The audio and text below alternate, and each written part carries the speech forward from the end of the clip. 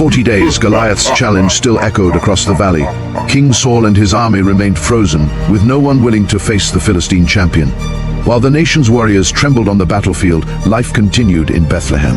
Jesse, the father of David, was concerned about his 3 oldest sons who were serving in Saul's army on the battlefield.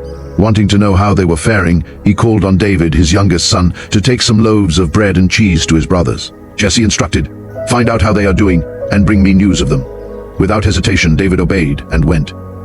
As David arrived at Israel's camp with food for his brothers, Goliath's booming voice echoed again across the valley, bullying and insulting the armies of Israel and their God. King Saul remained silent. Trained soldiers for battle turned away in fear. David looked around in shock and disbelief. He turned and asked the soldiers, "Who is this uncircumcised Philistine that he should defy the armies of the living God?" As David continued asking questions about the challenge and the giant, his oldest brother, Eliab, became angry. "Whom did you leave those few sheep in the wilderness? I know your pride and the arrogance of your heart. You came only to watch the battle." And David replied to his brother calmly, "What have I done now? Is there not a cause?" Shortly, David's words quickly spread throughout the camp and reached King Saul. Soon David was brought before the king. Saul looked at the young shepherd and shook his head and said, "You are not able to fight this Philistine. You are only a youth, and he has been a warrior from his youth." Humanly speaking, Saul was right. David had no military experience, no armor, no reputation. Nothing about him looked capable of defeating a giant. But David remembered God's faithfulness in the wilderness while tending his father's sheep, and he said to King Saul, "Your servant has killed both lion and bear. When they came for my father's sheep, I struck them down.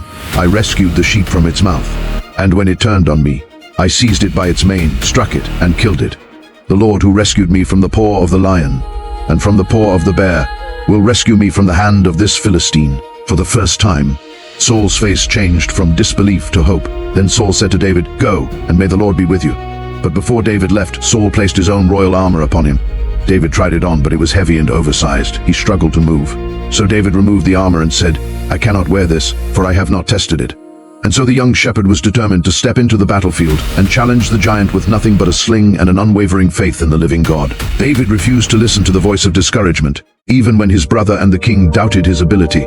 David chose to trust God completely rather than to succumb to fear and people's opinion. Like David, you may sometimes encounter people who will discourage you over your visions, goals, and calling. Instead of believing in you, some will question your abilities, others will remind you of your weakness. Remember, David, do not let fear or doubt silence your faith in God. The courage David displayed wasn't because he trusted in his own abilities. His confidence rested completely in God. Because sometimes the biggest battles aren't against the giant in our lives, but against the fear within us. And when faith in God becomes greater than fear, giants begin to fall.